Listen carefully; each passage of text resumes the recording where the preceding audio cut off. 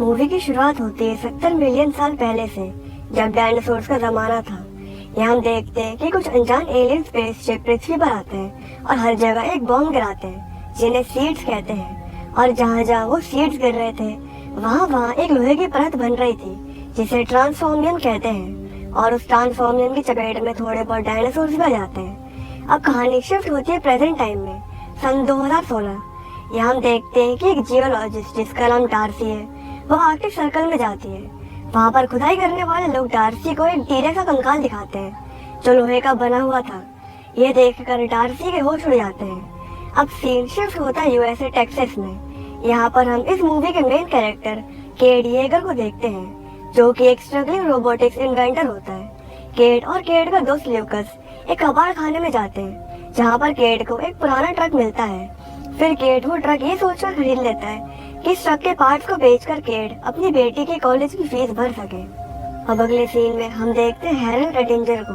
Harold एटिंजर CIA black ops का मालिक है और ब्लैक ऑप्स का काम ये होता है कि इस दुनिया में जितने भी ट्रांसफॉर्मर्स हैं, चाहे वो ऑटोबॉट्स हो या डिसेप्टिकॉन्स, उन सबको जान से मारना। क्योंकि 5 साल पहले 2011 में जब शिकागो में ऑटोबॉट्स और डिसेप्टिकॉन्स की लड़ाई हुई थी उसमें करीब 2000 लोग मारे गए थे और शिकागो शहर पूरा बर्बाद हो गया था। फिर शिकागो के उस हमले के बाद सारे लोग ट्रांसफॉर्मर्स को इंसानों का दुश्मन मानने लगे। फिर सरकार ने डिसेप्टिकॉन्स को मारने के लिए CIA ब्लैक ऑप्स को अप्रोच किया। अब अगले सीन में हम देखते हैं कि ब्लैक ऑप्स के लोग ऑप्टिमस प्राइम के दोस्त मेडिकल ऑफिसर रैचेट को पकड़ लेते हैं। वो लोग रैचेट पर बहुत गोलियां चलाते हैं पर रैचेट उन इंसानों पर उल्टा हमला नहीं करता। फिर वहाँ पर एक और ट्रांसफॉर्मर आ जाता है जिसका नाम है लॉकडाउन और वो रैचेट से कहता है कि मुझे ऑप्टिमस प्राइम का पता बता दो और मैं तुम्हें जीने दूंगा। पर रैचेट लॉकडाउन को ऑप्टिमस प्राइम का पता नहीं बताता। फिर लॉकडाउन रैचेट को जान से मार देता है। अब मैं आपको बता दूं कि सारे लोगों का ये मानना है कि ऑटोबॉट्स जो इंसानों के लिए लड़े उनको किसी सुरक्षित जगह रखा हुआ है और उन सारे ऑटोबॉट्स को सही सलामत पृथ्वी से भेज दिया जाएगा। पर असलियत में एटिंजर ब्लैक ऑप्स से सारे ट्रांसफॉर्मर्स को जान से मरवा रहा था क्योंकि एटिंजर के हिसाब से ट्रांसफॉर्मर्स इस दुनिया के लिए बहुत बड़ा खतरा है और एटिंजर ट्रांसफॉर्मर्स को लॉकडाउन की मदद से मरवा रहा था। लॉकडाउन एक साइबरट्रॉनियन शिकारी है जो काम करता है उनके लिए जिन्होंने ट्रांसफॉर्मर्स को बनाया है, जिन्हें क्रिएटर्स कहते हैं। और उन्हीं क्रिएटर्स ने लॉकडाउन को हुक्म दिया है ऑप्टिमस प्राइम को पकड़ने का और इसलिए लॉकडाउन पृथ्वी पर ऑप्टिमस प्राइम को ढूंढ रहा है। और लॉकडाउन हैरोल्ड एटिंजर और ब्लैक ऑप्स की मदद इसलिए कर रहा है क्योंकि लॉकडाउन और एटिंजर के बीच में एक डील हो रखी है कि एटिंजर लॉकडाउन की मदद करेगा ऑप्टिमस प्राइम को पकड़ने में और इसके बदले में लॉकडाउन एटिंजर को एक सीड देगा जो हमने मूवी की शुरुआत में देखा था। अब एटिंजर को वो सीड क्यों चाहिए वो मैं आपको आगे बताऊंगा। अब सीन शिफ्ट होता है केड येगर के घर में। केड उस ट्रक को ठीक करने की कोशिश करता है। फिर जब केड उस ट्रक के इंजन को बैटरी से कनेक्ट करता है तो उस ट्रक में से ऑप्टिमस प्राइम का एक पैगाम सुनाई देता है कि सभी ऑटोबॉट सावधान, हम पर हमला हुआ है। ऑप्टिमस प्राइम का ये पैगाम सुन के केड की बेटी टेसा और ल्यूकस समझ जाते हैं कि ये कोई नॉर्मल ट्रक नहीं है, ये एक ट्रांसफॉर्मर है। और अब जब ट्रांसफॉर्मर्स इलीगल है इसकी वजह से टेसा और ल्यूकस बहुत ज्यादा डर जाते हैं और केड को समझाते हैं कि इसको सरकार के हवाले कर दो, सरकार इसके बदले में हमें बहुत ज्यादा पैसा देगी। पर केड ल्यूकस और टेसा को मना कर देता है और उन दोनों से कहता है कि मुझे इस पर अभी और रिसर्च करनी है, ये रिसर्च मेरी पूरी जिंदगी बदल देगी। फिर टेसा वहाँ से चली जाती है और ल्यूकस और केड दोबारा उस ट्रक के पास आ जाते हैं। फिर केड उस ट्रक के इंजन में फंसी हुई मिसाइल निकाल लेता है जिससे वो ट्रक अपने असली रूप में आ जाता है और वो ट्रक और कोई नहीं बल्कि ऑप्टिमस प्राइम होता है जो बहुत बुरी हालत में था। पहले तो ऑप्टिमस प्राइम केड और बाकी सबको धमकाता है कि मेरे पास मत आना वरना मैं तुम्हें जान से मार दूंगा। पर जब ऑप्टिमस प्राइम को समझ में आ जाता है कि केड से उसको कोई खतरा नहीं है तो वह शांत हो जाता है। फिर केड ऑप्टिमस प्राइम से पूछता है कि तुम्हारा ये हाल किसने करा। फिर ऑप्टिमस प्राइम केड से कहता है कि एक जाल की वजह से जो इंसानों ने मेरे लिए बिछाया था मैं उस जाल से बच गया और ये रूप ले लिया। फिर केड ल्यूकस से इंजन के पार्ट्स मंगवाता है ताकि केड ऑप्टिमस प्राइम को ठीक कर सके। पर ल्यूकस ये बात CIA ब्लैक ऑप्स में बता देता है कि ऑप्टिमस प्राइम केड येगर के घर में है। फिर ब्लैक ऑप्स की एक किलिंग टीम जिसका नाम सिमेट्री विंड है वो ऑप्टिमस प्राइम को पकड़ने के लिए निकल जाते हैं और वो सब केड के घर पर पहुंचते हैं। वहाँ पर सिमेट्री विंड का लीडर जेम्स सेवॉय केट से कहता है कि हमें किसी ने खबर दी थी कि आपके पास एक ट्रांसफॉर्मर है। पर केट जेम्स को साफ मना कर देता है कि नहीं, मेरे पास कोई ट्रांसफॉर्मर नहीं है। पर ब्लैक ऑप्स के एजेंट्स को कूड़े में ऑप्टिमस प्राइम के पार्ट्स मिल जाते हैं। फिर केट जेम्स से कहता है कि हाँ, मुझे एक ट्रक मिला था, मैं उसके पार्ट्स बेचने के लिए अपने घर पर लाया था। कल रात मैंने उसे अपने गैरेज में रखा, सुबह आकर देखा तो वो गायब था। फिर जेम्स केट से पूछता है कि पर वो ट्रक अपने आप ऐसे कैसे गायब हो गया। फिर केट गलती से जेम्स से ये कह देता है कि मुझे कैसे पता होगा, मेरी उससे कोई बातचीत नहीं हुई। ये सुन के जेम्स और एटिंजर समझ जाते हैं कि वो ट्रक पक्का ऑप्टिमस प्राइम है और ऑप्टिमस प्राइम ने जरूर केट को बता दिया होगा कि ब्लैक ऑप्स ट्रांसफॉर्मर्स को जान से मार रही है।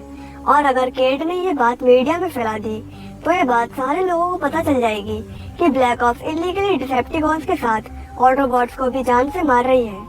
फिर एटिंजर जेम्स से कहता है कि केट की बेटी का इस्तेमाल करो, मुझे जानना है कि वो ट्रक कहाँ है। फिर जेम्स केट से पूछता है कि ऑप्टिमस प्राइम कहाँ पर है, तुम्हारे पास सिर्फ 10 सेकंड में बताने के लिए।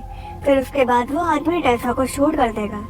फिर केट उन आदमियों से लड़ने की कोशिश करता है और वो आदमी गिनती में ज्यादा थे और वो केट को पकड़ लेते हैं। फिर ऑप्टिमस प्राइम गैरेज के बेसमेंट से बाहर आता है और ब्लैक ऑप्स के एजेंट्स की धुलाई करना शुरू करता है। ऑप्टिमस प्राइम चाहे तो इन एजेंट्स को 2 सेकंड्स में जान से मार दे, पर ऑप्टिमस प्राइम ऐसा नहीं करता। ऑप्टिमस प्राइम बस उन एजेंट्स को जख्मी करता है। फिर केट ब्लैक ऑप्स का एक ड्रोन पकड़ लेता है और टेसा और ल्यूकस को लेकर वहाँ से भागता है और उनके पीछे ब्लैक ऑप्स के एजेंट्स आते हैं। फिर वहाँ पर टेसा का बॉयफ्रेंड शेन आ जाता है जो कि एक रेसर होता है और वो केट, टेसा और ल्यूकस को लेकर वहाँ से ले जाता है और ब्लैक ऑप्स के एजेंट्स उन चारों के पीछे आते हैं और ऑप्टिमस प्राइम भी वहाँ से भागता है और लॉकडाउन ऑप्टिमस प्राइम के पीछे आता है। फिर शेन उन ब्लैक ऑप्स की थोड़ी बहुत गाड़ियों को चकमा दे देता है और दूसरी तरफ ऑप्टिमस प्राइम और लॉकडाउन के बीच में लड़ाई हो रही होती है। फिर ऑप्टिमस प्राइम लॉकडाउन से अपना पीछा छुड़ाता है। फिर ऑप्टिमस प्राइम उन ब्लैक ऑप्स की गाड़ियों को रास्ते से हटा देता है जो केट के पीछे पड़ी हुई थी। फिर केट, शेन, टेसा गाड़ी से बाहर उतरते हैं पर ल्यूकस का पैर गाड़ी में फंस जाता है और लॉकडाउन ल्यूकस पर अपना बॉम्ब गिरा देता है जिससे ल्यूकस मर जाता है और केट, शेन और टेसा ऑप्टिमस प्राइम के साथ वहाँ से भाग जाते हैं। अब अगले सीन में हम देखते हैं कि एटिंजर जेम्स से कहता है कि मैंने सरकार से कह दिया है कि हम डिसेप्टिकॉन्स का पीछा कर रहे थे, पर अगर केट येगर ने सरकार के सामने अपना मुंह खोल दिया तो हमारी कहानी झूठी साबित हो जाएगी। जितनी जल्दी हो सके केट को रास्ते से हटा दो, वरना सबको हमारी असलियत पता चल जाएगी। अब अगले सीन में हम देखते हैं कि ऑप्टिमस प्राइम एक दूसरे ट्रक को स्कैन करके उसकी तरह बन जाता है। अब ऑप्टिमस प्राइम पहले जैसा ताकतवर हो चुका होता है। फिर ऑप्टिमस प्राइम केट, टेसा और शेन को एक अनजान जगह पर ले जाता है जहाँ पर 4 ऑटोबॉट्स होते हैं, जिनमें से पहला है ड्रिफ्ट जो कि एक कार का भी रूप ले सकता है और एक हेलीकॉप्टर का भी, दूसरा क्रॉस हेयर, तीसरा हथियार चलाने में माहिर हाउंड और चौथा ऑप्टिमस प्राइम का पुराना दोस्त बम्बल बी। वहाँ पर ऑप्टिमस प्राइम सबसे कहता है कि लॉकडाउन हमारा शिकार कर रहा है और इंसान उसकी मदद कर रहे हैं, पर क्यों ये हमें पता लगाना होगा। फिर केट ऑप्टिमस प्राइम से कहता है कि जो मैंने वो ड्रोन चुराया था ये उसकी वीडियो रिकॉर्डिंग है। ब्लैक ऑप्स लॉकडाउन के साथ मिलकर ट्रांसफॉर्मर्स को मार रहे हैं। फिर जब वो ट्रांसफॉर्मर्स मर जाता है तो ये ट्रक उस ट्रांसफॉर्मर की बॉडी को ले जाता है और ये ट्रक KSI कंपनी का है जो शिकागो में है और ये ड्रोन भी KSI ने बनाया है। फिर केट, ऑप्टिमस प्राइम और बाकी सब फैसला करते हैं कि केट KSI कंपनी के अंदर जाएगा और देखेगा कि वहाँ पर उन मरे हुए ट्रांसफॉर्मर्स के साथ क्या किया जा रहा है। अब सीन शिफ्ट होता है KSI कंपनी में। वहाँ पर डार्सी KSI कंपनी के मैनेजर जोशुआ जॉयस से मिलने के लिए आती है और डार्सी जोशुआ की एक्स वाइफ होती है। फिर जोशुआ डार्सी को KSI की लैब दिखाता है। वहाँ पर जोशुआ डार्सी से कहता है कि शिकागो के हमले में जितने ट्रांसफॉर्मर्स मारे गए थे उन सब की लाशें मेरे पास हैं। हम उनकी लाशों को पिघलाकर ट्रांसफॉर्मियम हासिल कर रहे हैं। ट्रांसफॉर्मियम वो धातु है जिससे ट्रांसफॉर्मर्स बने हैं। ये ट्रांसफॉर्मियम कोई भी चीज का रूप ले सकता है। फिर जोशुआ डार्सी को गैल्वेट्रॉन के पास ले जाता है। गैल्वेट्रॉन एक ऐसा ट्रांसफॉर्मर है जो KSI ने बनाया है।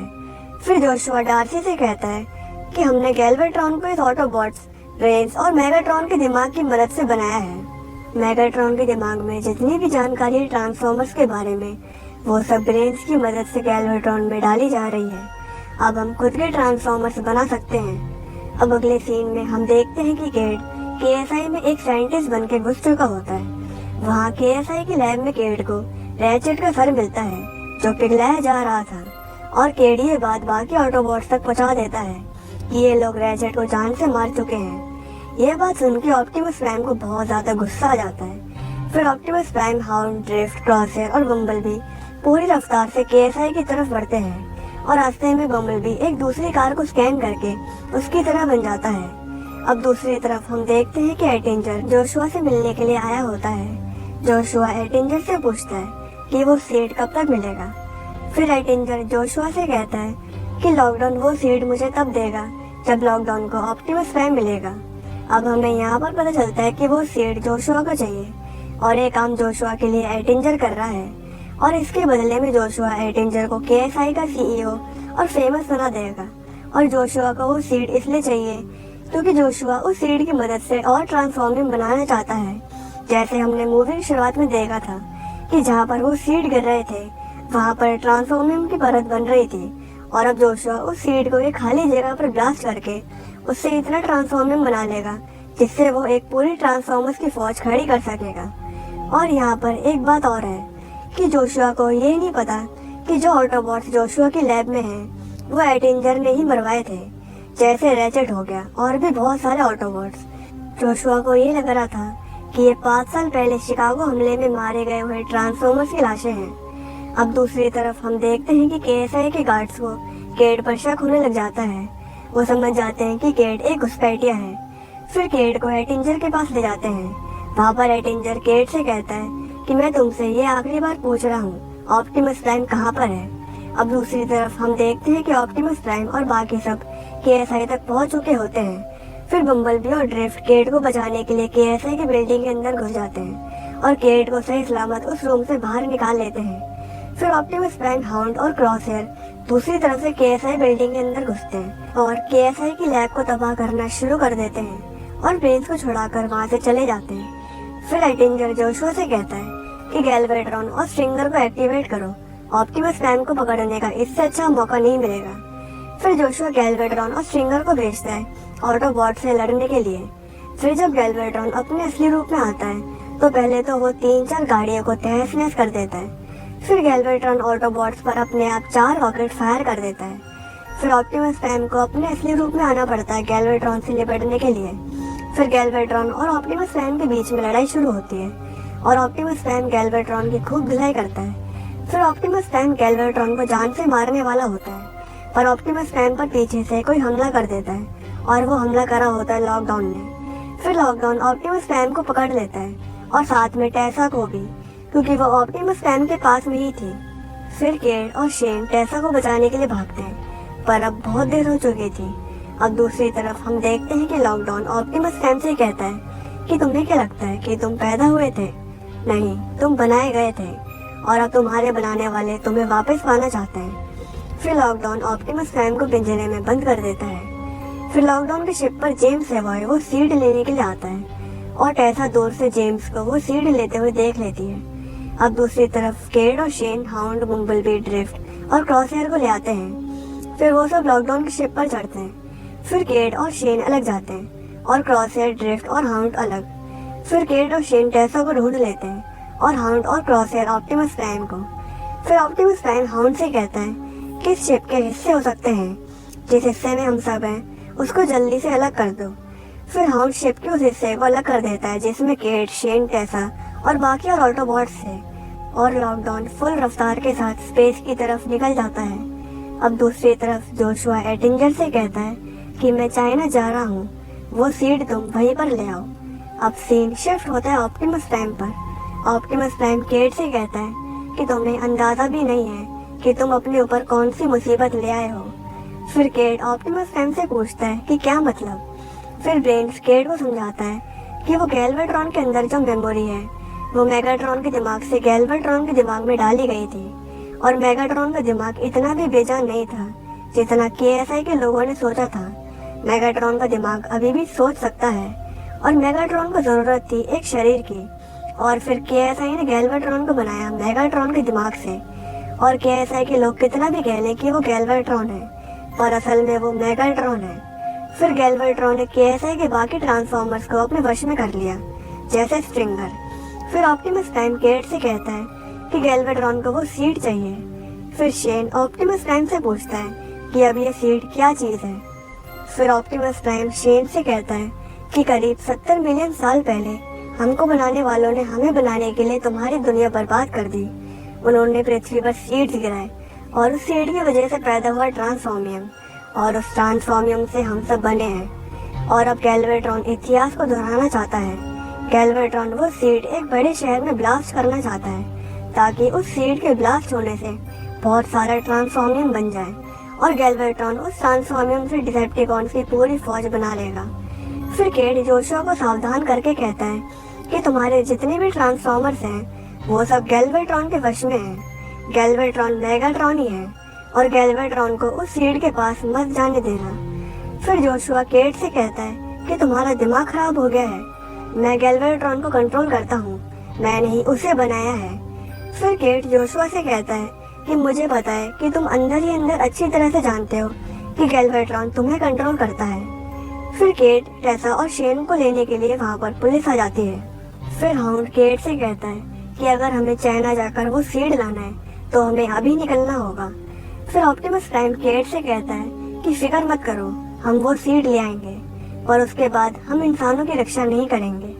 फिर केट, ऑप्टिमस प्राइम और बाकी सब लॉकडाउन की शिप पर बैठते हैं और वहाँ से चाइना की तरफ निकल जाते हैं। अब अगले सीन में हम देखते हैं कि जोशुआ KSI के लोगों से कहता है कि चाहे कुछ भी हो जाए गैल्वेट्रॉन को एक्टिवेट मत करना। फिर जोशुआ एटिंजर से वो सीड लेने के लिए चला जाता है।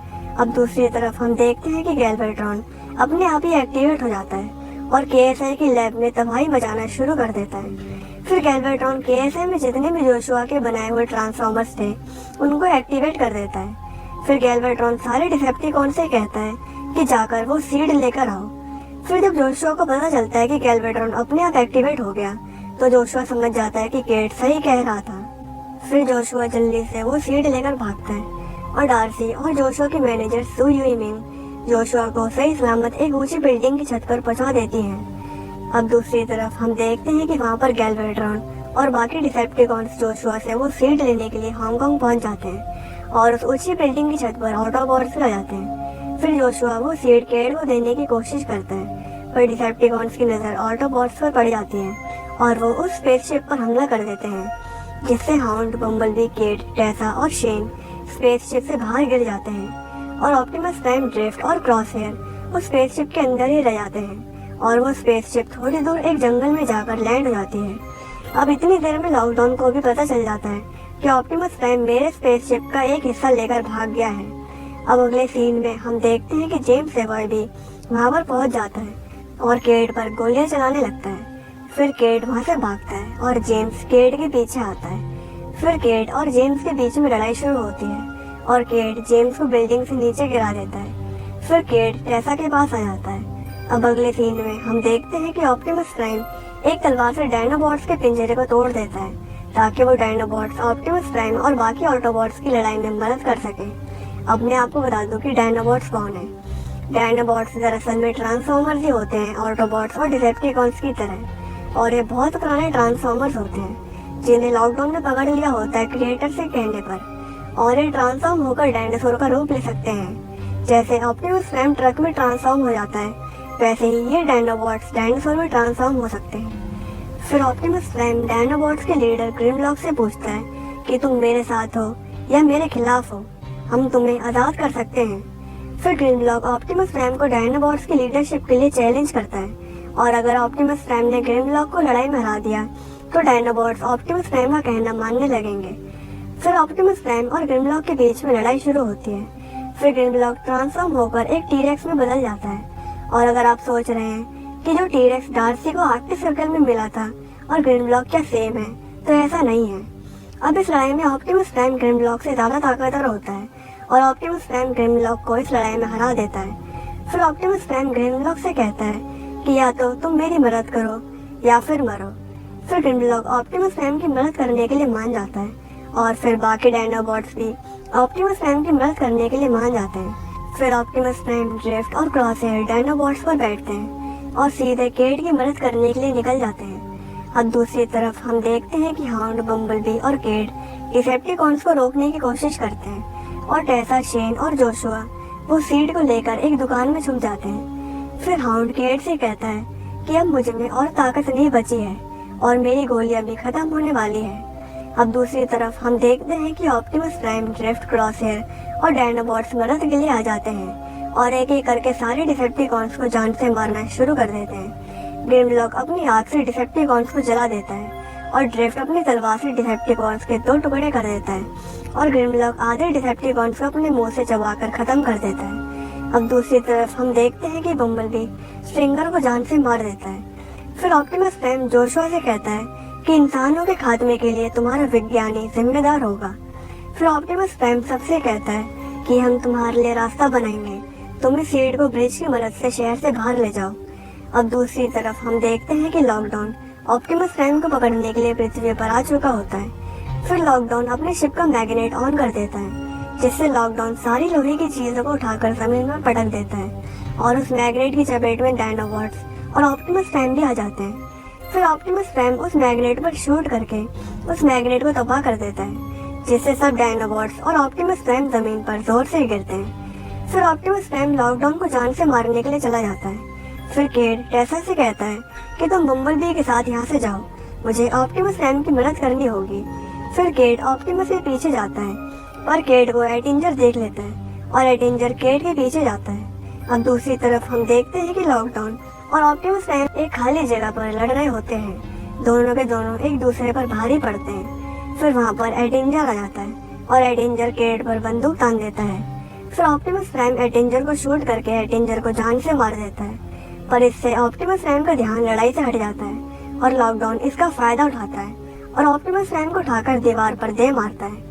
फिर लॉकडाउन ऑप्टिमस प्राइम की तलवार ऑप्टिमस प्राइम की छाती में घुसा देता है। फिर केट लॉकडाउन पर शूट करना शुरू करता है और लॉकडाउन का ध्यान ऑप्टिमस प्राइम से हट जाता है। फिर वहाँ पर बम्बलबी, टेसा और शेन आ जाते हैं। बम्बलबी लॉकडाउन से निपटता है और शेन और टेसा ऑप्टिमस प्राइम की छाती में से वो तलवार निकालने की कोशिश करते हैं। फिर वो तलवार ऑप्टिमस प्राइम की छाती में से निकल जाती है और ऑप्टिमस प्राइम उस तलवार से लॉकडाउन के 2 टुकड़े कर देता है जिससे लॉकडाउन की मौके पर ही मौत हो जाती है।